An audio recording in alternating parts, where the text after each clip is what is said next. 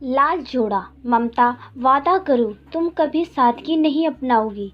मैं तुम्हें हमेशा लाल जोड़े में ही सजा धजा देखना चाहता हूँ, समझी ना। अनिल का अनुरोध अजीब सा था। उसके युवा पति की इस वक्त ये कैसी मांग है।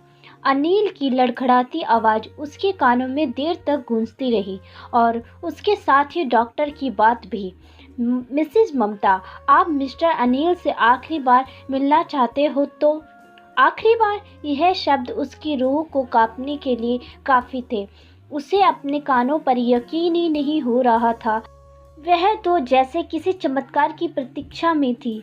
सब कुछ ठीक हो जाएगा और अनिल अस्पताल से सकुशल घर आ जाएंगे। वह उसके मनपसंद लाल जोड़े में उनका स्वागत करेगी। मगर अफसोस कि अब किसी चमत्कार की कोई गुंजाइश शेष नहीं रही।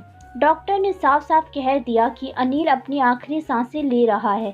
यह सुनकर एक बार को ऐसा लगा जैसे उसका शरीर अपनी ही जगह पर जम गया हो।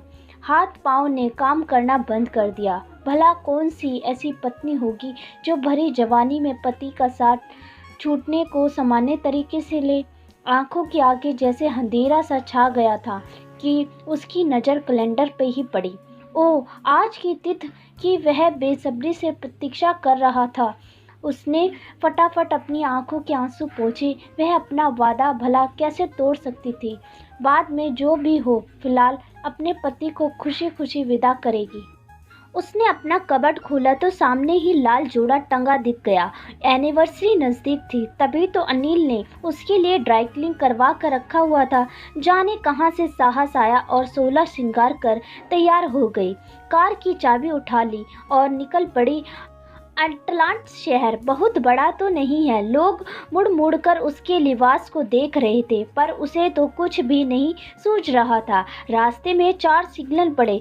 सबकी अजीबो गरीब नजरें चुभती रहीं। लोगों को उसका लाल रंग अटपटा सा लग रहा था। जहाँ सफ़ेद रंग सुहाग की निशानी हो, वहाँ ग्रे, नीले व काले कपड़े की ज़्यादा से ज़्यादा पहने जाते हैं। ऐसे में सुर्ख लाल रंग का भारी जड़ी बूटियों से भरा लहंगा, चुन्नी और इतना सारा सोना पहन कोई कार चलाता दिखे तो अचरज का होना सामान्य है। ये कहानी अटलांट में रहने वाले एक इंजीनियर की है जो आंध्र प्रदेश के एक गांव का मूल निवासी था, जहां लोग अक्सर शादी ब्याह रिश्तेदारियों में निपटाते हैं। ऐसे ही रिश्ता ममता का भी हुआ था। बस 18 की थी जब उसके नज़दीकी रिश्तेदार का रिश्ता आया। अली ने इंजीनियरिंग के बाद न्यूयॉर्क यूनिवर्सिटी से मास्टर की डिग्री पूरी की। जब कैंपस सिलेक्शन में जॉब भी लग गई तो घर वालों ने उसका ब्याह ममता के साथ तय कर दिया।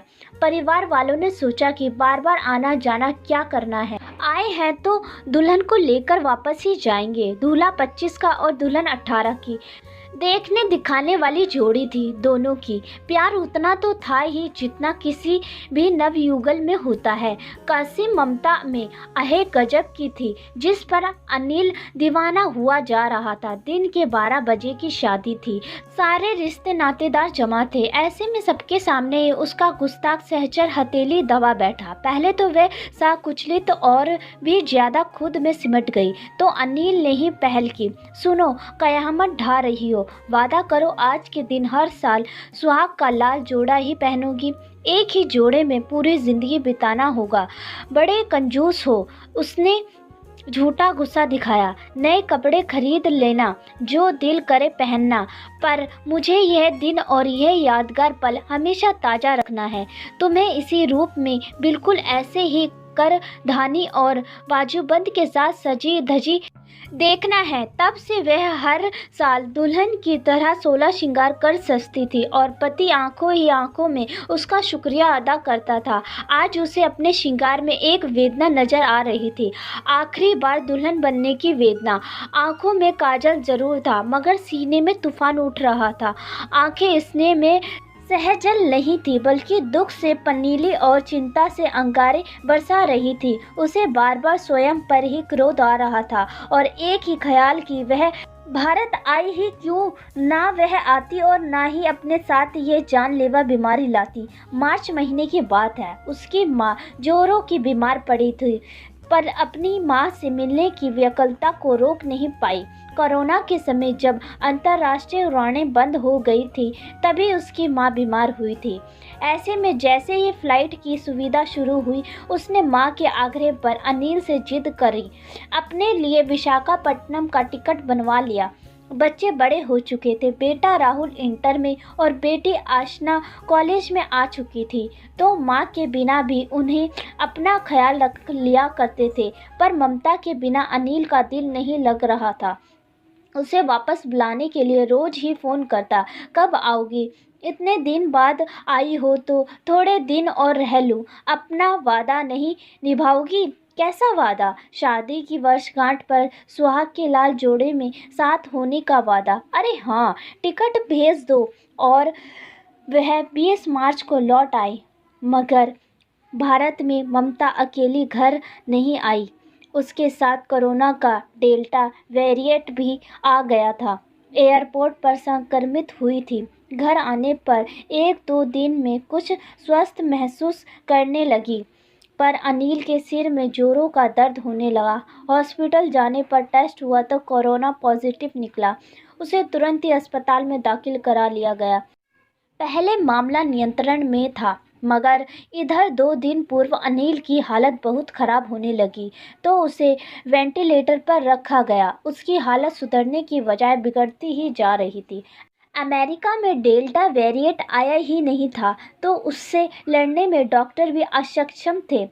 उसके पास भी इस वेरिएंट की कोई सही दवा नहीं थी। धीरे धीरे अनिल के शरीर के भीतर अंग खराब हो रहे थे। जब ठीक होने के कई आसार ना दिखे तो ममता को फ़ोन किया गया।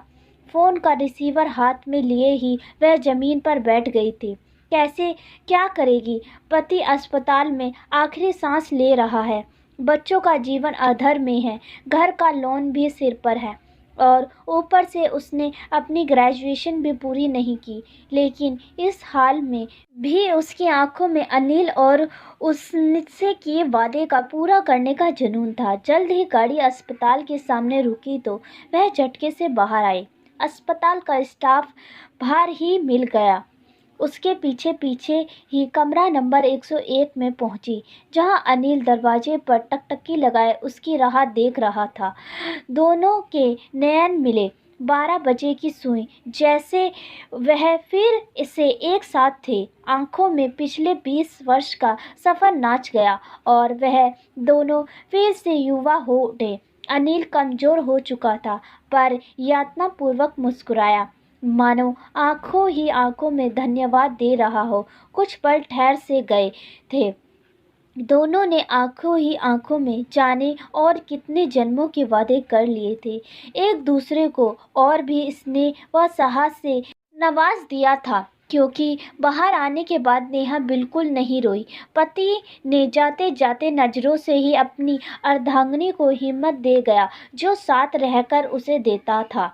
ममता को भी ये संतोष था कि अपने छोटे से वैवाहिक जीवन में उसने शायद ही अनिल की किसी बात का मान न रखा हो। आखिरी विदाई भी ऐसे ही दी, जैसे सैनिक की पत्नी पति को युद्ध की रणभूमि पर वीरगति के लिए भेजती है। हाँ, वह वाकई कोई वीरगाना ही थी। बाहर आते हुए लोगों की नज़रें श्रद्धा से झुकी थीं। विदेश में रह रहे जोड़े के बीच उसकी चर्चा जोरों पर थी। क्या ऐसी होती हैं भारतीय स्त्री जो सदा सुहागन जीती हैं और अपने सुहाग का मान रखते हुए समग्र जीवन समर्पित रहती हैं? घर आई तो भावुक बच्चे पिता को साथ ना पाकर पूरी तरह टूट गए थे। उसने उन्हें अपने सीने से लगाकर कहा, बस वर्तमान में जीना है। तुम्हारे पिता हर पल को खुशी से जीने की कला सिखा कर गए हैं। हम उनके बताए राह पर ही चलेंगे। जितना रोना है आज ही रो लो, आज के बाद कोई नहीं रोएगा। सब अपने हिस्से की श्रद्धांजलि स्नेहपूर्वक देंगे। यह याद रखना कि वह कहीं नहीं गए हैं, हर वक्त हमारे साथ हैं। आज से मुझे ही अपना पापा समझना। ममता ने आंखों ही आंखों में जैसे अनिल को खुद में समा लिया था। उसने बच्चों की मदद से ऑनलाइन पढ़ाई करनी शुरू की, आर्टिफिशियल इंजीनियर सीखा अनिल के मित्रों की मदद से नौकरी पाने में आसानी हुई। बेटी ने भी पढ़ाई के साथ साथ एक पार्ट टाइम नौकरी कर ली। बेटा अपनी पढ़ाई पूरी जोर शोर से करता रहा। रिश्तेदारों ने भी यथासंभव मदद की, मगर असली हिम्मत तो उसकी ही थी जिसने अपना सुहाग खोकर और इतने बड़े दुख को झेल कर भी अपने हौसले की उड़ान में कोई कमी नहीं आने दी। दोस्तों, आपको हमारी ये कहानी कैसी लगी? प्लीज़ कमेंट कर कर ज़रूर बताएं, और आपका बहुत बहुत धन्यवाद हमारी पूरी कहानी सुनने के लिए। फिर मिलते हैं आपको नई कहानी के साथ। तब तक के लिए राधे राधे।